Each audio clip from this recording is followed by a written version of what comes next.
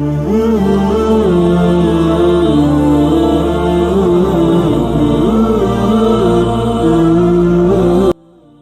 اللہ نبی اکرم صلی اللہ علیہ وسلم نے حجۃ الوداع میں فرمایا کہ لوگوں کو بالکل خاموش کر دو تاکہ وہ خوب سن لیں۔ پھر فرمایا، لوگوں میرے بعد پھر کافر مت بن جانا کہ ایک دوسرے کی گردن مارنے لگو۔ صحیح بخاری حدیث نمبر 121۔ رسول اللہ صلی اللہ علیہ وسلم نے فرمایا کہ ایک روز موسیٰ علیہ السلام نے کھڑے ہو کر بنی اسرائیل میں خطبہ دیا تو آپ سے پوچھا گیا کہ لوگوں میں سب سے زیادہ صاحب علم کون ہے؟ انہوں نے فرمایا کہ میں ہوں۔ اس وجہ سے اللہ کا غصہ ان پر ہوا کہ انہوں نے علم کو خدا کے حوالے کیوں نہ کر دیا۔ تب اللہ نے ان کی طرف وحی بھیجی کہ میرے بندوں میں سے ایک بندہ دریاؤں کے سنگم پر ہے جہاں فارس اور روم کے سمندر ملتے ہیں، وہ تجھ سے زیادہ عالم ہے۔ موسیٰ علیہ السلام نے کہا کہ اے پروردگار، میری ان سے ملاقات کیسے ہو؟ حکم ہوا کہ ایک مچھلی زنبیل میں رکھ لو، پھر جہاں تم اس مچھلی کو گم کر دو گے تو وہ بندہ تمہیں وہیں ملے گا۔ تب موسیٰ علیہ السلام چلے اور ساتھ اپنے خادم یوشع بن نون کو لے لیا اور انہوں نے زنبیل میں مچھلی رکھ لی۔ جب ایک پتھر کے پاس پہنچے، دونوں اپنے سر اس پر رکھ کر سو گئے اور مچھلی زنبیل سے نکل کر دریا میں اپنی راہ بناتی چلی گئی۔ اور یہ بات موسیٰ علیہ السلام اور ان کے ساتھی کے لیے بے حد تعجب کی تھی۔ پھر دونوں باقی رات اور دن میں جتنا وقت باقی تھا چلتے رہے۔ جب صبح ہوئی، موسیٰ علیہ السلام نے خادم سے کہا، ہمارا ناشتہ لاؤ، اس سفر میں ہم نے کافی تکلیف اٹھائی ہے۔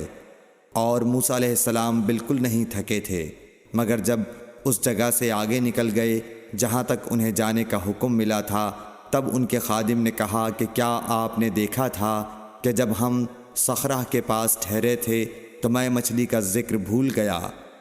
بقول بعض صخرہ کے نیچے آب حیات تھا، وہ اس مچھلی پر پڑا اور وہ زندہ ہو کر بقدرت الہی دریا میں چل دی۔ یہ سن کر موسیٰ علیہ السلام بولے کہ یہی وہ جگہ ہے جس کی ہمیں تلاش تھی، تو وہ پچھلے پاؤں واپس ہو گئے۔ جب پتھر تک پہنچے تو دیکھا کہ ایک شخص کپڑا اوڑھے ہوئے موجود ہے۔ موسیٰ علیہ السلام نے انہیں سلام کیا۔ خضر نے کہا کہ تمہاری سرزمین میں سلام کہاں؟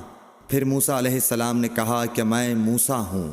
خضر بولے کہ بنی اسرائیل کے موسیٰ؟ انہوں نے جواب دیا، ہاں۔ پھر کہا کہ کیا میں آپ کے ساتھ چل سکتا ہوں تاکہ آپ مجھے ہدایت کی وہ باتیں بتلاؤ جو اللہ نے خاص آپ ہی کو سکھلائی ہیں؟ خضر بولے کہ تم میرے ساتھ صبر نہیں کر سکو گے۔ اے موسیٰ، مجھے اللہ نے ایسا علم دیا ہے جسے تم نہیں جانتے، اور تم کو جو علم دیا ہے اسے میں نہیں جانتا۔ اس پر موسیٰ علیہ السلام نے کہا کہ خدا نے چاہا تو آپ مجھے صابر پاؤ گے، اور میں کسی بات میں آپ کی نافرمانی نہیں کروں گا۔ پھر دونوں دریا کے کنارے کنارے پیدل چلے۔ ان کے پاس کوئی کشتی نہ تھی کہ ایک کشتی ان کے سامنے سے گزری تو کشتی والوں سے انہوں نے کہا کہ ہمیں بٹھا لو۔ خضر کو انہوں نے پہچان لیا اور بغیر کرائے کے سوار کر لیا۔ اتنے میں ایک چڑیا آئی اور کشتی کے کنارے پر بیٹھ گئی۔ پھر سمندر میں اس نے ایک یا دو چونچیں ماری۔ اسے دیکھ کر خضر بولے کہ اے موسیٰ، میرے اور تمہارے علم نے اللہ کے علم میں سے اتنا ہی کم کیا ہوگا جتنا اس چڑیا نے سمندر کے پانی سے۔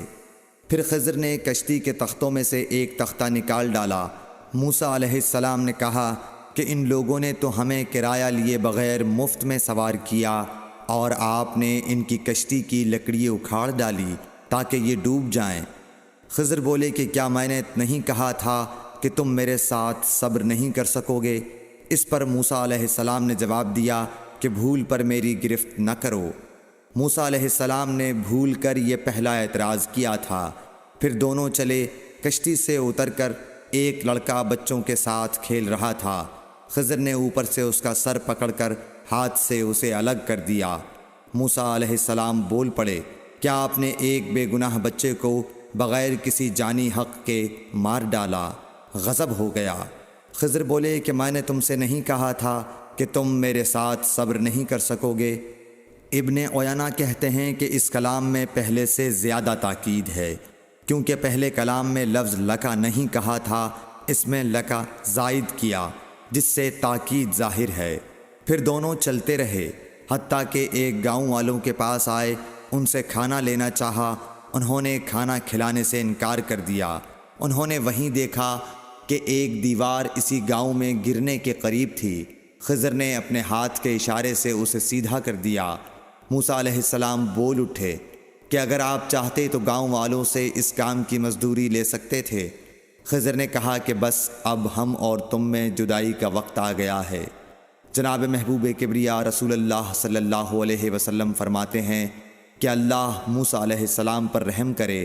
ہماری تمنا تھی کہ موسیٰ علیہ السلام کچھ دیر اور صبر کرتے تو مزید واقعات ان دونوں کے بیان کیے جاتے اور ہمارے سامنے روشنی میں آتے، مگر حضرت موسیٰ علیہ السلام کی عجلت نے اس علم لدنی کے سلسلے کو جلد ہی منقطع کرا دیا۔ صحیح بخاری حدیث نمبر 122۔